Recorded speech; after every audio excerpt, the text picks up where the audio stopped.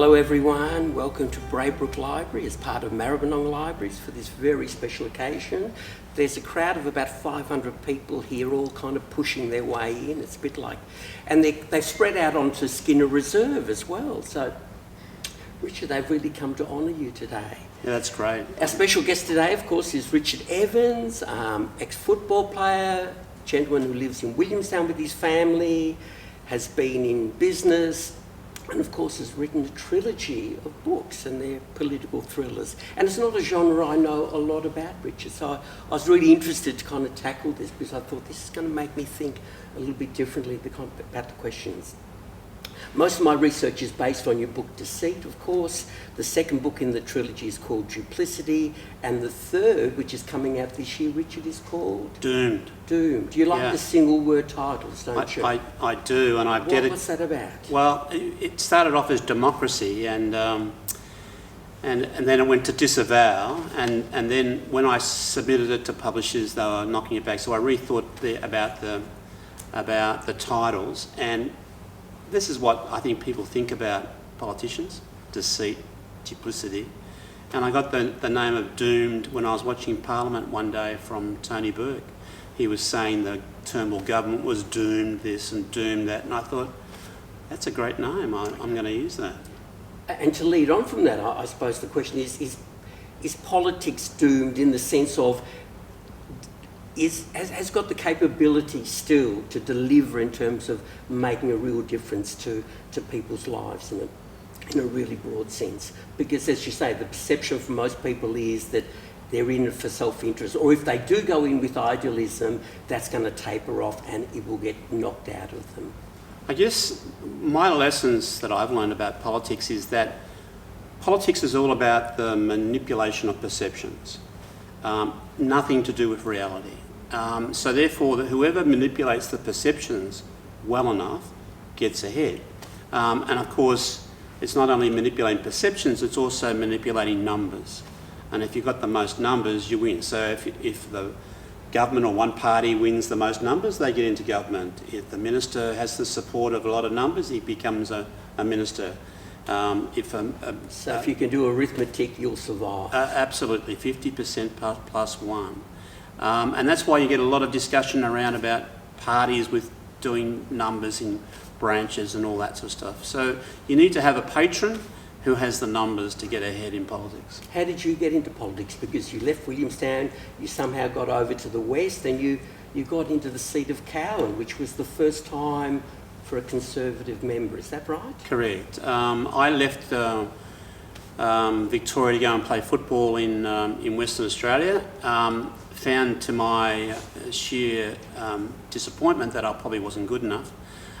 So therefore I played a few games over there and got well paid and a few things, and left that, moved into business, and then 1990 election came up, and the answer was Liberal. If you remember, Andrew Peacock was spruiking about the answer was Liberal. That was the theme, and when he was questioned about these things, he didn't have any answers. So the Labor Party won closely. It was an environment election campaign. I then started complaining about it, and then someone said, well, what are you going to do about it? So I got involved with politics and found a page. You have to be in politics for a while to even get pre-selection and that. That's unlikely, isn't it, for most people to just come so lately and then be given a seat like that? Well, I wasn't given, I had to sort of work for it, but primarily was a Labor Party seat.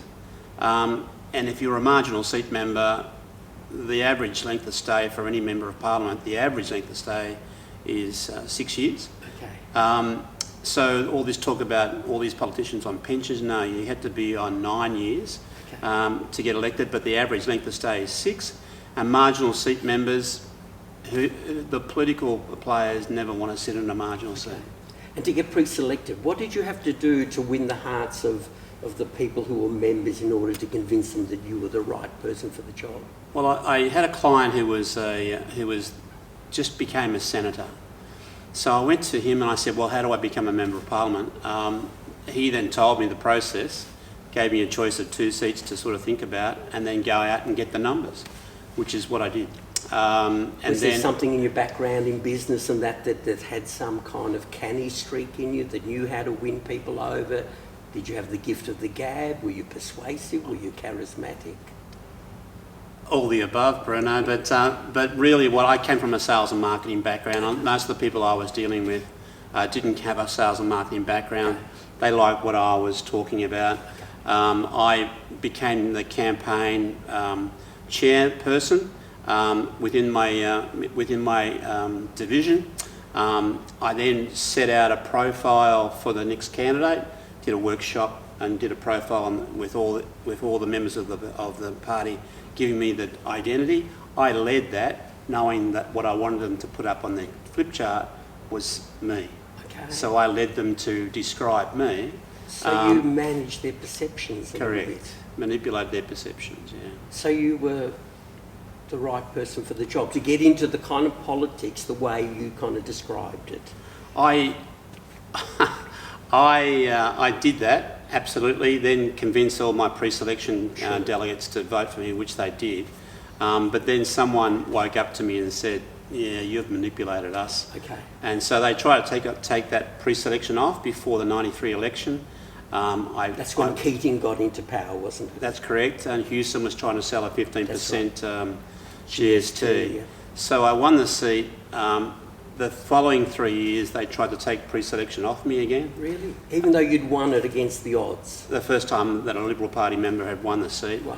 They tried to take it off me, and the next election, they moved all their resources out of the division, and didn't help me. Okay. But you, irrespective of what side of politics you're in, I'm assuming that you go in with some sense of something you really want to do, some sense of some worthwhile agenda that you carry, and a certain dose of idealism. Can you talk about?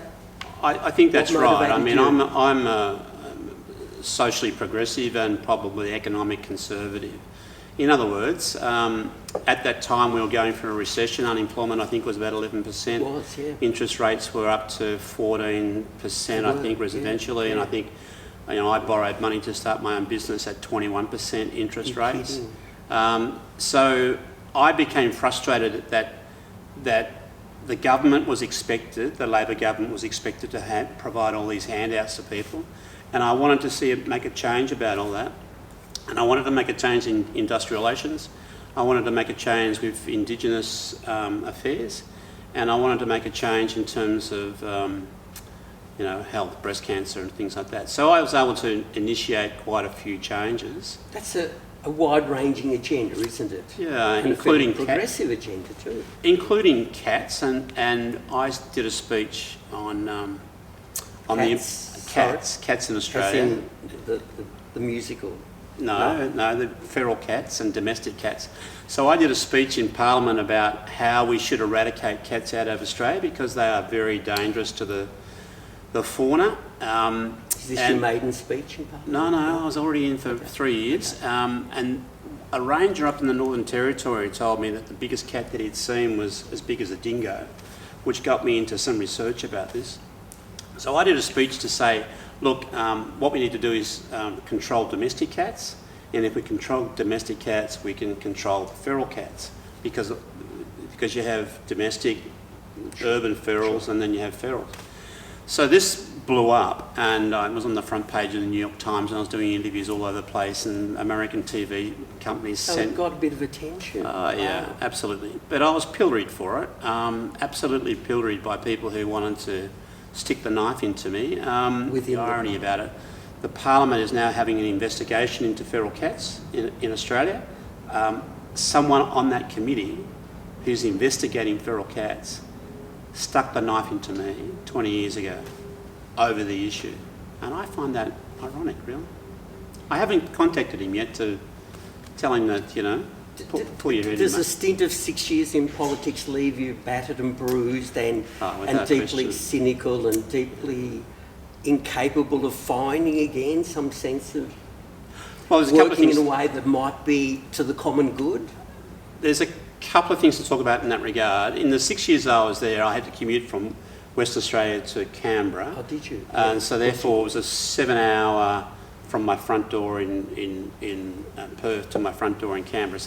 But that was sometimes broken up with overnights depending on flights, overnights in Melbourne to try and 3-hour time zone changes, which was difficult as well. But in the 6 years I was there, I was never home for any of my children's birthdays. Really? Getting up and leaving at midday to catch a flight back to Canberra on Mother's Day and things like that. This is all quite stressful. Let you know it, that they were unhappy with that you preferred that more public life to your private kind of emotions? I lost a lot of friends over it because I wasn't able to spend a lot of time with them, and they didn't know how to approach me and deal with me because I was a politician. So that was quite difficult. It was quite stressful in a lot of ways. It's very easy to live in Sydney and be a federal member of parliament because the commute's quite small. There's people living in Western Australia, North Queensland, up north of Western Australia. We don't hear that problem a lot, do we? Of that tyranny of distance, so to speak. Yeah, no, and it's very difficult because you have to be on edge all the time because you have to check around who's listening. Can I say something? Can I joke about something? For instance, I had someone come over to my house because I brought something back from Canberra for him. He had been knocking on my door. I was outside my pool. He walked around, and here I am in the pool. Why didn't you answer the front door? Well, I don't answer the front door anymore, Robert, because there could be a cat lover. Joke. 2 weeks later, it was in the Sydney Morning Herald. Is that right? That story. Really? So does that suspicion stay with you all your life? Well, it ended that relationship with that particular person, and there was just this stress about trying to get me in a lot of ways, both from my own side of politics, more so from my own side of politics than the other side of politics. Some of my friends, they're not friends, but some of my acquaintances and drinking buddies were on the other side of Parliament. It's a brutal game, isn't it? Is our perception of it from outside. And that notion of friendship, you watch them and you go, I don't detect any real friendships. And of course, Turnbull gets out. And of course, he's lambasting them all, and they're all going, we want you out of the Liberal Party. That's a sad kind of outcome for people who are in the game of essentially trying to do something good for the punters, is the word you use a lot in your book, of course. I don't like the word punters. Is that used generally within the community? Absolutely. It is. It okay. diminishes. I didn't know whether it was your kind of writers. No, it's a term used mostly by the Labor Party. Is that right? They use terms like comrade and punters. We normally, I used to call my constituents, not punters, and used to work hard to try and resolve their problems. It's like I was a shopping centre manager as well before coming into politics, and tenants are never happy, constituents are never happy. And they turn against you even though you've done a great job, which is what they did in 98. Yeah. You've moved away from those roles in business leadership, in politics, and the cut and thrust of all of that. And of course, more recently, you've been writing at least 3 books, and then you told me in the ante-room there that you've got another 6 or 7 manuscripts as well. So you've gone into a more sedentary, reclusive, living within your own head, within your own creativity life. Was that a deliberate ploy to get a counterbalance to the mayhem that had been there before, or was this always somewhere you'd been kind of itching to get? I think it's somewhere that I've always been itching to get. I've always wanted to work with words and write words. You wrote as a kid, didn't you? Yeah, I did. Whether that was good or not. I left school at 16. And that's what you did. You had a choice at 16 whether to stay at school and try and get a university scholarship, or if you didn't, you ended up with the public service. Or you left school at 16 to start an apprenticeship and get well paid once you finish your apprenticeship, which is what I did. Not that I stayed with my trade, and my trade doesn't exist anymore, which was in the printing trade. Okay. But I always had a hankering for advertising and media and things like that, which was all about creativity.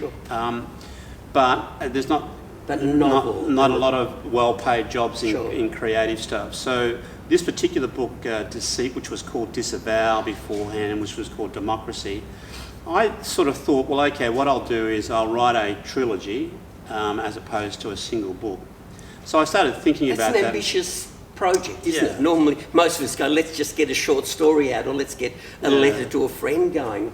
Why start at the really ambitious end? Well, because I thought the story was good enough to sort of last over a period of time. This particular book, Deceit's only over 2 weeks, Duplicity's over the next month, and Doomed is over 2 years later. But I'll come to a little bit more about that later. This particular book took about 5, maybe 6 years to get down. And the reason for that is because you have to be in the groove to write on a regular basis, because if you don't, you lose the rhythm of the character, the story, and all that sort of thing. So I found it very difficult to... Because you were still working at the time? Or? Yeah, I was. Okay. And then I found it difficult to do. I went away for 2 weeks every year to try and get some stuff done, but I was too stressed from work to do any writing, so I just lay in the sun. But it helped me get some focus. I then got it edited a few times, had someone over in England read it and give me some suggestions, and then improved it, and then we went into publishing. But since 2016, I've been writing full time. And the reason for that is because people don't want to employ people of a certain age. Mm-hmm. You get to a certain age, and if you're out of the work system from 45 on, if you're out of the system, then it would be very difficult to get back into it.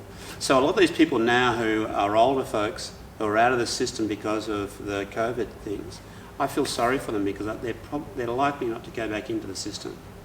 And once you're out of the system because of your age, they don't want to see it.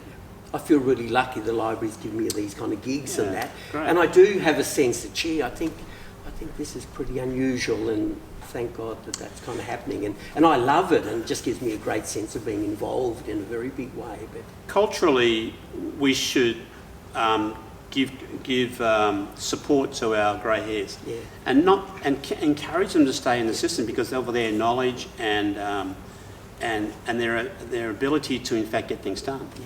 However, they think because you pay big bucks for older people that they're unemployable. I'd rather take the salary of a young person.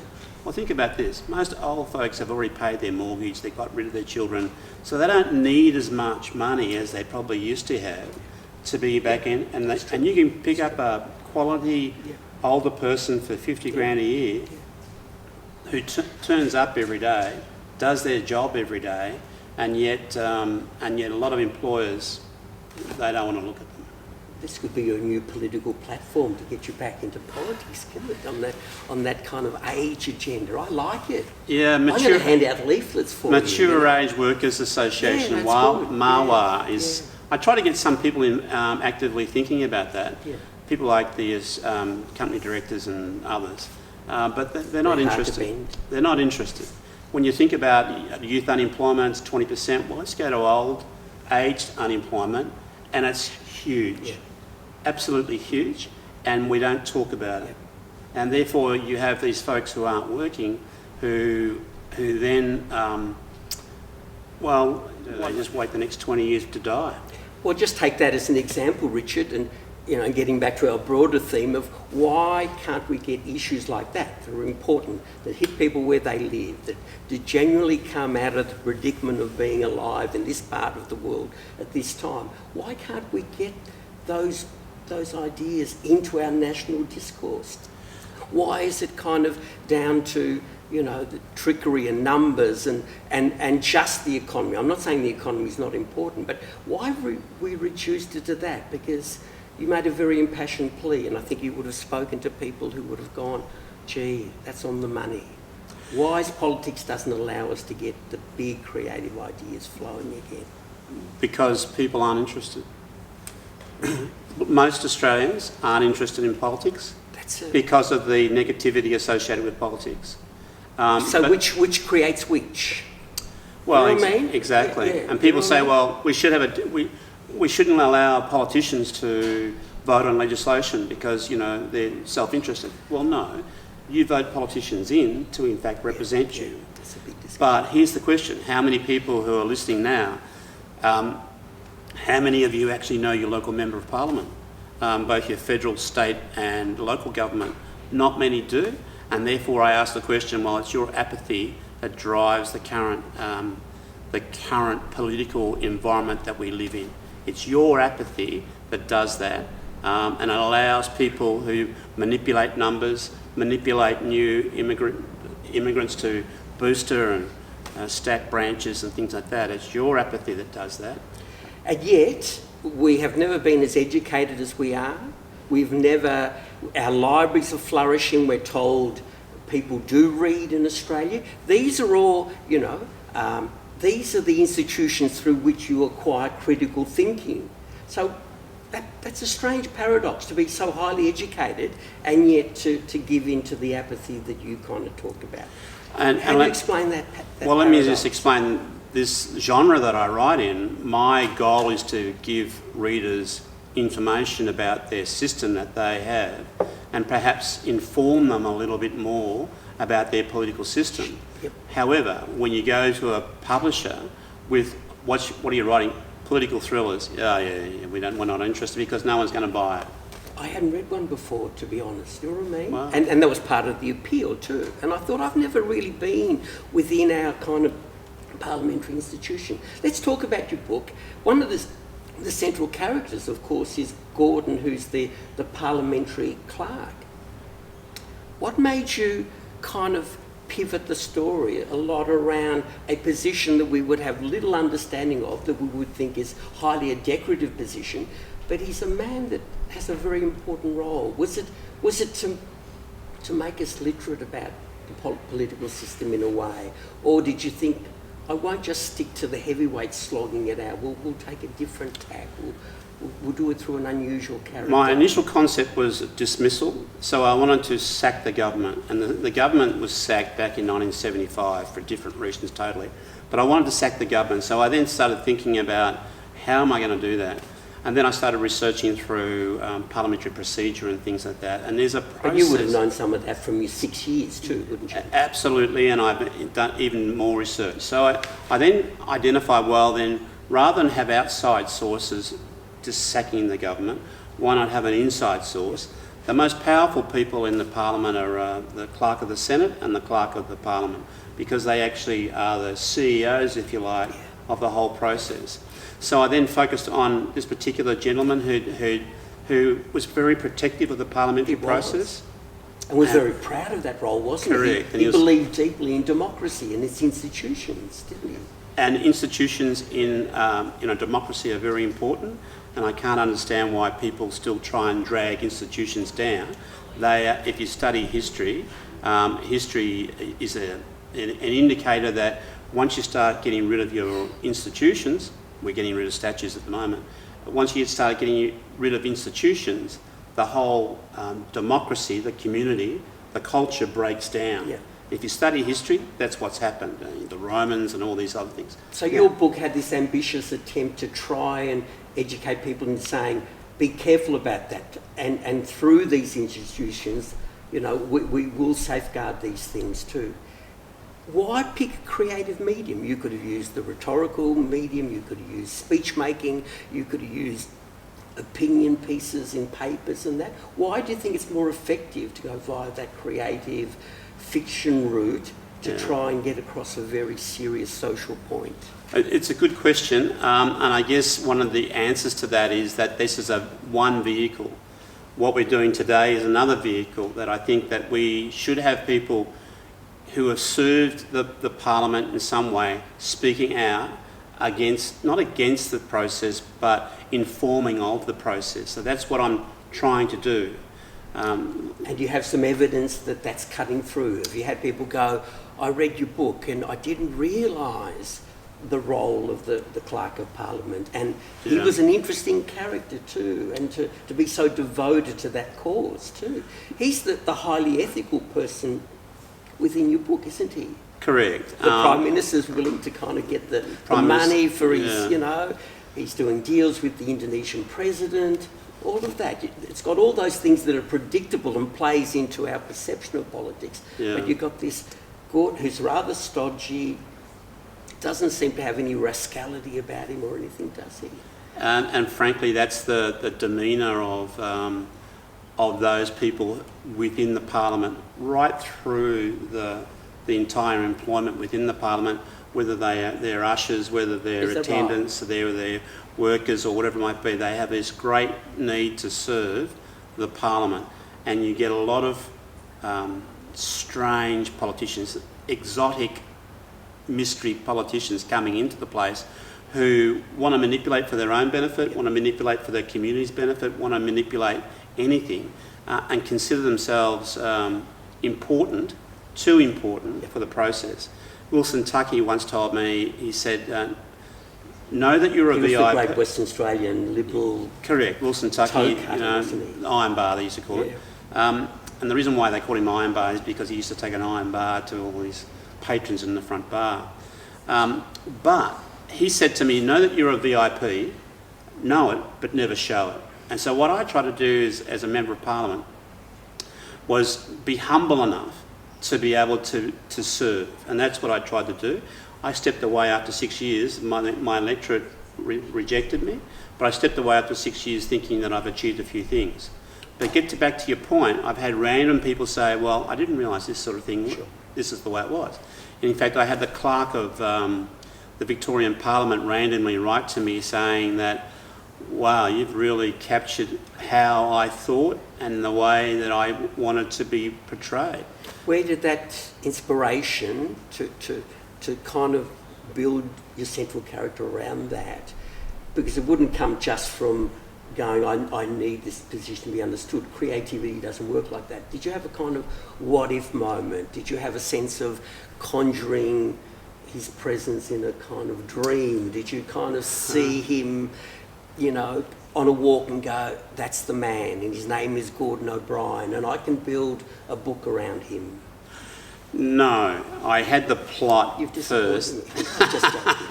No, I had the plot first. I worked through a plan first. So I plotted it all out, and then I worked on my protagonist and my antagonist, if they're the right pronunciations of those words. So what I worked on was the characters, the story and the plot.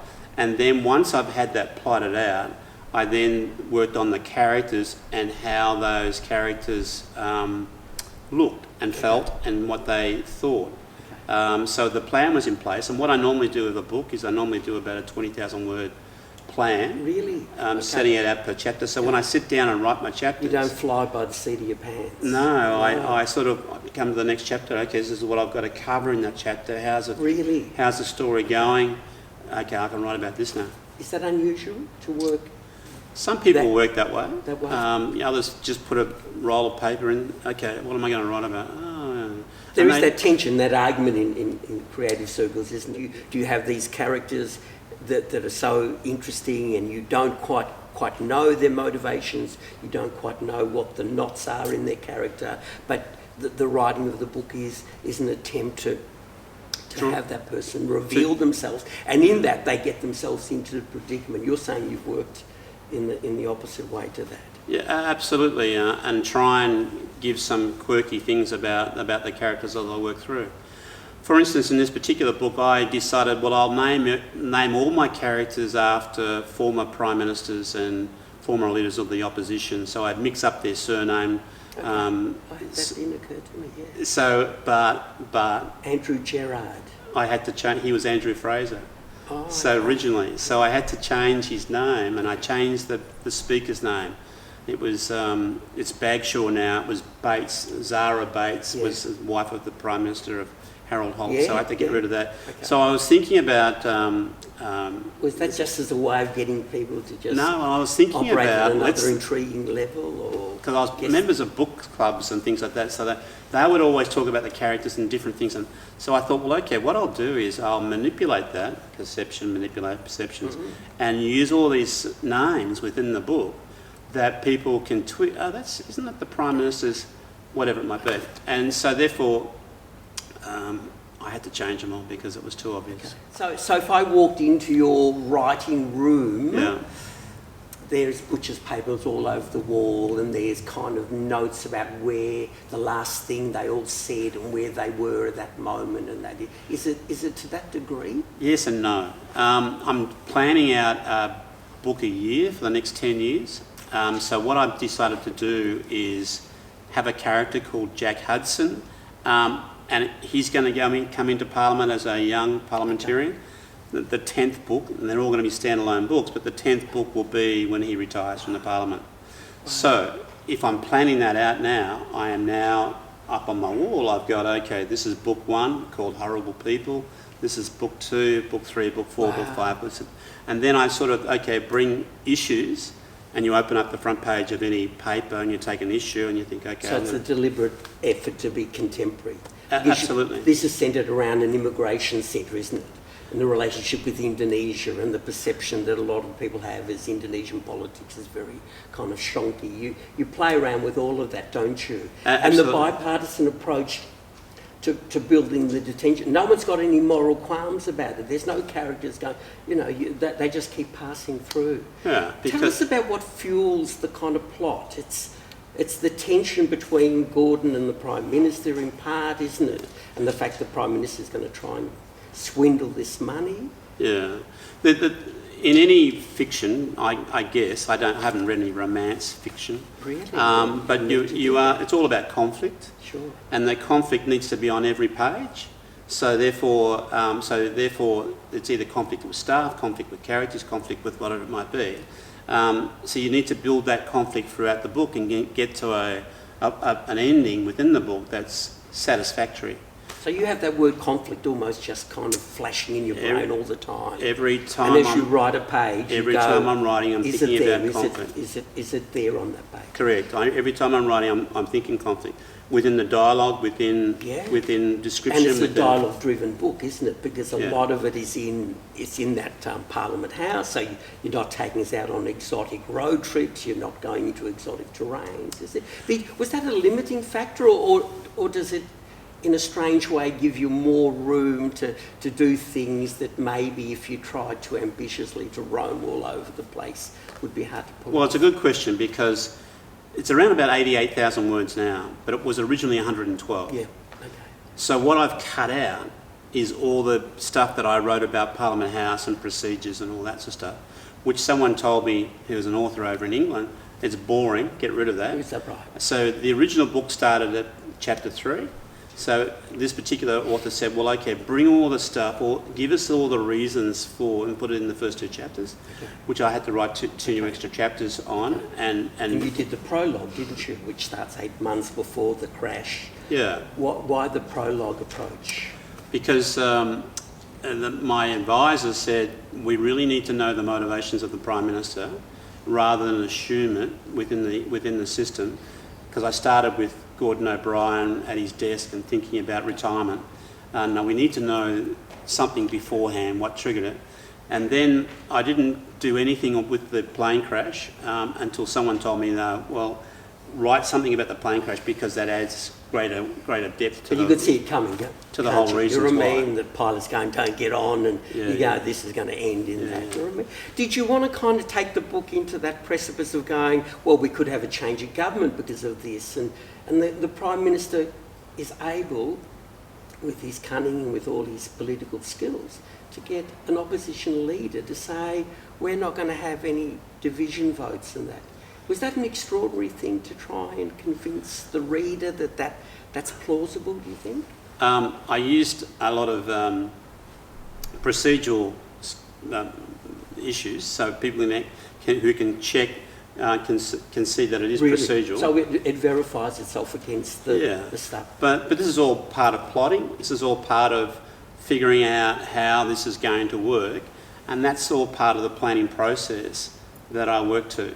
And I do that with all my books. Here's the central theme.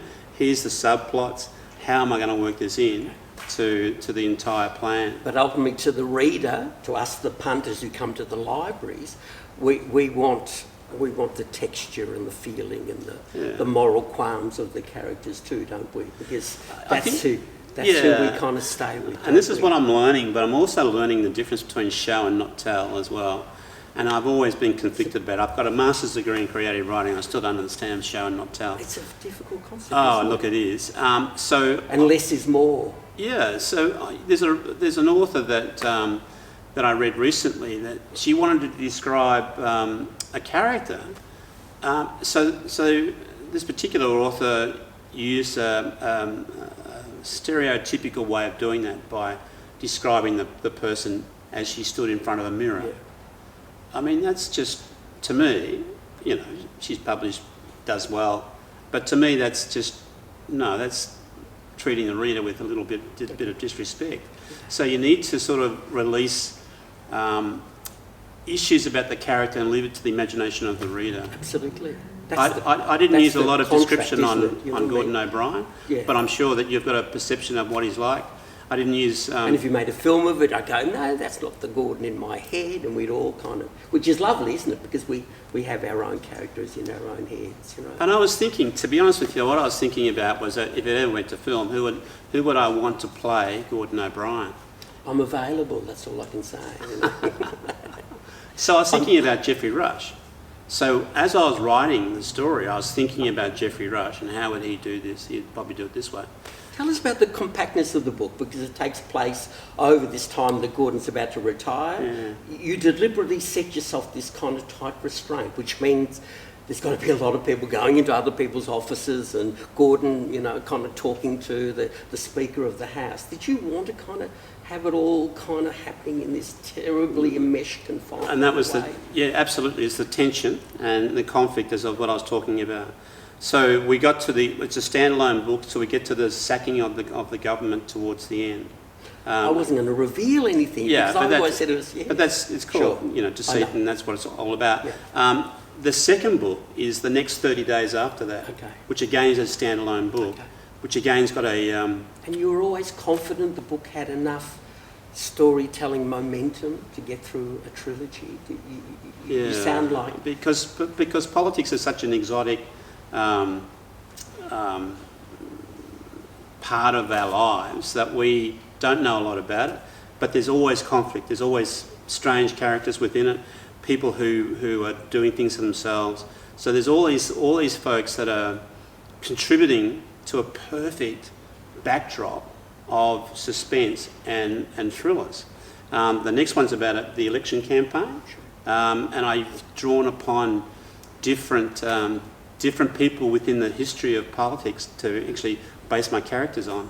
And then it's 2 years later, which is all about a leadership challenge, which, you know, frankly, we've had so many leadership challenges, it was pretty easy to write. Tell us about Anita Devlin in your tell the punters who she is and what part she plays in the story. Well, Anita was originally called Anita being Anita Keating, and she was originally Deakin. We're going to be doing a lot of this through this So conversation. it was originally Anita Deakin, and Deakin was a former Prime Minister of Australia, so I had to change it to Anita Devlin. Now, Anita's a journalist working in the gallery, and she comes across... She's an investigative journalist and wants to do the right thing, doesn't support either party, wants to investigate, and she's out there trying to find out what's going on. But she's having a sexual relationship with one of the parliamentarians too, isn't she? Well, not immediately, No. but there is a suggestion that she wants to have a relationship with someone. That doesn't happen until the second book, Bruno. But the point being is that she doesn't want to have that relationship, so there's the conflict of that. Yeah. But there's an attraction, though. There is. Yeah. But she doesn't want to get actively involved because she wants to stand independent of all that. Is she a good representation of the investigative journalists who are around the parliamentary scene? Look, I think so. But at the same time... because she's intent on trying to find where these shenanigans are going, isn't she? So correct. In a sense, she's got the kind of motivations we hope our principal characters will display, courage and audacity and things like that. The press play a role in politics. They play an active role in manipulating the perceptions. And if they are pro a politician, they'll support and write complimentary articles about them. If they're not pro that politician, they'll write negative articles about them all the time. But they'll have their own idealism about what they think politics should be achieving too, won't they? They're not... They think they're players. They think they're players. They probably think themselves as being independent, but no, they're players. Yeah. And if they vote a certain way, then that's going to influence how they report. Yeah. And you can see that in the way reporters, journalists who report on Canberra, what the words they use and how they report particular issues. Is it not possible to keep your integrity and keep distant from the fray but still be there reporting as honestly as you can? You seem to be suggesting that we get tainted, we have to kind of succumb to the kind of amorality of the place. So in terms of someone like Laurie Oakes is a respected journalist and media gallery person. I was part of a committee that was inquiring into Ros Kelly, a minister, and it was sports rules. Sports rules, yeah. She'd written everything on a whiteboard or Yeah, as if. But the point being is that Oakes came on, I think in December, and said, nothing to see here. Nothing to see here. They've done their best. Nothing to see here. I think he was doing that, I don't know, but it seemed that someone wanted to end the inquiry. And it wasn't until the following January or February we had the Auditor General came in and said it was the easy money program. It's like meat attracting blowflies. And I thought, that's an interesting comment. So I wrote it down and gave it to a few journalists who then used it to blow up the whole inquiry. Ros Kelly eventually left and left the Parliament. So you've personally been involved in some of these, giving leads to people, at one point in the story, Gordon kind of gets a note across, doesn't he, to someone which is stepping outside his realm, and that, isn't it? Yeah, look, the way you feed the journalists is that they're always looking for a story, they're always looking to get ahead, and so therefore some are fed correct information, some are fed not correct information. So I took a load, because it was what I was doing was against the parliamentary process, but I thought the way I was thinking was that there's a high lot of pressure upon burying this whole inquiry, and I said, no, we need to have a look at this. And so I started leaking towards the media. And which is contrary to all parliamentary process. No, yeah. Did you get found out about that? No, and I don't often talk about this. You just might be the first time. Do you want that scrubbed, or are you happy to let that I'm happen? happy for that to happen. Record? That's fine. Keating would have said, I'm in politics because that's the main game. That's where you can do the things that I think you want to do. And Keating strangely is against euthanasia. Yeah. Absolutely. Sure, but I was just, the broad question of going, that's the main game, and you've been in that game and you're going, it kind of doesn't work, and now you've taken this, and who's going to read your book? I don't mean that derisively, I mean it's going to be a small number. It's an act that requires, I sat with your book for 3 days. I think it's a lovely privilege to have an audience that would want to do that. But that's against the tenor of the Times, because the tenor of the Times says you've got 10 seconds to get your message across. But I've got to bring my consideredness to this, I've got to bring my intelligence, I've got to bring all of who I am to really take the book in and think about it too. So my question again is, why invest in that might have little return? It must have some deep kind of satisfying element to it that can't be got elsewhere, perhaps. I don't know, I'm guessing. I think there's a teaching element that I wanted to do. There's an education element that I want to do, that I've always had. I mean, I used to be a public speaker before politics and all that sort of stuff, and educating and training people, and I've always had that sort of notion to, in fact, be a teacher. Whilst I was never I never went to university until I was late in life. But this is through the medium of an art form, isn't it? Correct, Which is allowing that person to go, think of it what you will, and make of this what you will, ultimately. Yeah. I think from what you were saying, that you spent 3 days on it and you thought about it, Well, that's what I want from it. Yeah. I want a reader to think, well, I didn't know that. Does this really happen? And start to question Yeah. those sorts of things. Yeah. And if I can impart within Aboriginal sovereignty and euthanasia and water rights and all that sort of stuff, if I can impart them to think about the issue whilst being excited by the characters and the thrilling nature of the characters and the story, well, then I've achieved that well.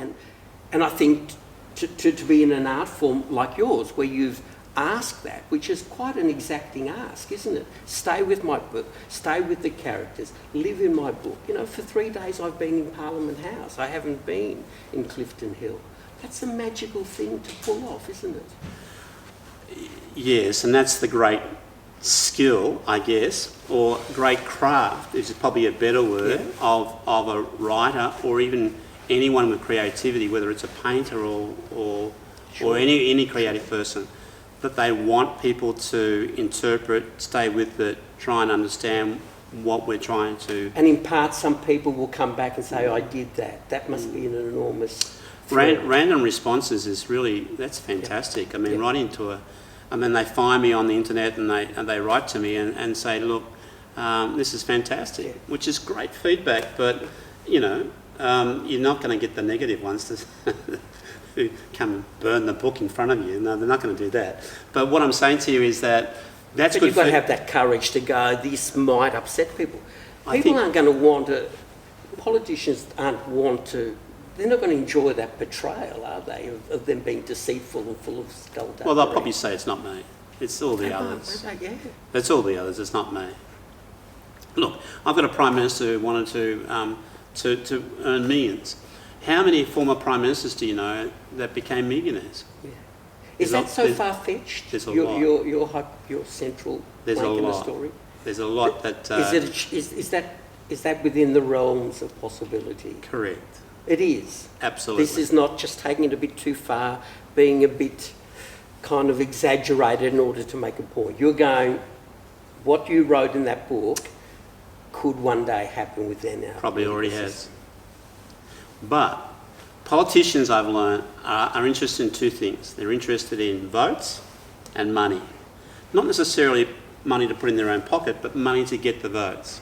So they'll manipulate legislation, they'll manipulate policy, they'll manipulate communities, they'll manipulate whatever it is to get the votes. Why? So they can patronise people, in other words patrons, give them handout money and all that sort of stuff, and at the same time live the good life. Richard, that's not enough, is it? You and I in our 60s, that's not enough, because that's going to crumble. The facade then crumbles. You know, which is what ultimately we want. Is what we're saying. Ultimately, we want to go. Have I loved, and have I known how to love? You know. And have I mattered? Sorry. And have I mattered? Well, yes. You know, and to be taken seriously as we all want to be done, and whether that's in the way politicians speak to us or wherever we are, all of those things are really important, aren't they? But it doesn't seem to get kind of translated through. I think there's enormous goodwill. I love the writers I meet. I think they're people who are genuinely humble, most of them, genuinely concerned about putting out something there, and they don't big note themselves, and they are privileged at the fact that me, Mr. Punter, I don't have a degree in literature, but I come to your book with a certain openness and I live in your book. I think it's a delightful thing because of that. And I must confess that personally, if I'm going to do something that might be a kind of action that might be out in the world, often it's stimulated by a book, a line of poetry, a line of something like that is really beautiful. Have we lost that ability to do that? Because you wouldn't want your kids not to think that you've lost that ability to believe in those things, would you? Well, I'm in my 60s now. My father died when he was 69, so I'm close to that sort of age. Sure. And so you start thinking about your mortality, but then I may have another 30-odd years. Sure. Or I may have another year. But what do you want to leave for your kids? It's a legacy. Yeah. What legacy can we leave them that can show part of you, at the same time try and influence matter within the community and try and influence that. Now I've got a lot still I want to do, except except the community doesn't want that because we're too old. You know, people said, "Why don't you act your age, Dad? You know, with the long hair." And I say, and yet well, paradoxically, we're here, and we've been given this very gracious opportunity to still do that, haven't we? You're what I mean? So, but I said, I'm not poo-pooing your thesis, but I said to my daughter, if I acted my age, honey, I'd be bald. Because most folks are bald, except for you, Bruno, of course, because you're not. Because I'm Southern Italian. I don't know why I said that. Last question. I come to you and I go, I want to write a thriller. Can you put on everything you've learned from having written this trilogy and the other unpublished books? Give me some guiding principles about writing thrillers that are quite different to other forms of writing. What should we be aware of? What should we be cautious about? Well, ultimately, and this is a good question because it varies an awful lot. I mean, you've got Tim Winton over here, you've got Helen Gardner over there, and you've got Richard Evans somewhere over here. The question is to sort of ask is, okay, well, what's the outcome you want to have within the book? I mean, what's the thrill factor? If you look at Jane Harper, for instance, she's written a number of books that she followed step by step within going to a writing class. So here's some processes. What's the relationship through line? What's the plot through line? What's the character through lines? So these are all the things that you need to consider as you're planning your book out. And as I said, what I normally do is sit down and write out 32 chapters and do the plan right through the book, which is around about 20. Prune like mad, it's about 20,000 words, and I don't use any of those words. I just use them to prompt me when I'm writing the 4,000 words for each chapter. So you think that's a fairly good template for most people to try? For me it is. It works for me. And I would encourage folks to do that because otherwise they get stuck on a character. I mean, I'll give you an example. I mean, the most recent book I've written about is about water rights up in the Mallee. And I got to 85,000 words. I had 3 chapters left and it wasn't working for me. Yeah. I couldn't figure out... That's the thing, isn't it? Because in your realm, I'm guessing, because I've never tried to write a novel, is you must go, what if I get to a point where I've spent, a couple of years and then I go, it just dies and I don't know how to... Or get stuck or it just doesn't go anywhere. To explain what had happened was that I sort of sat down and thought for a month because I wanted to finish it before Christmas. And I started in October and I wanted to finish before Christmas. So just before Christmas, I sort of...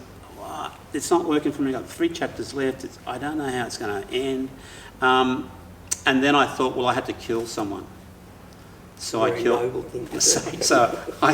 Once I realised don't come looking for me. Once I realised I had to kill someone, I then had to work out, well, how do I do that and why do I do that? And so therefore, the book ended up pretty good to be honest with you. And Richard, it's been a great thrill. We've gassed back for about an hour and a half or an hour and 20 minutes. The politicians say people can't listen for more than 10 seconds. I reckon they're wrong about that.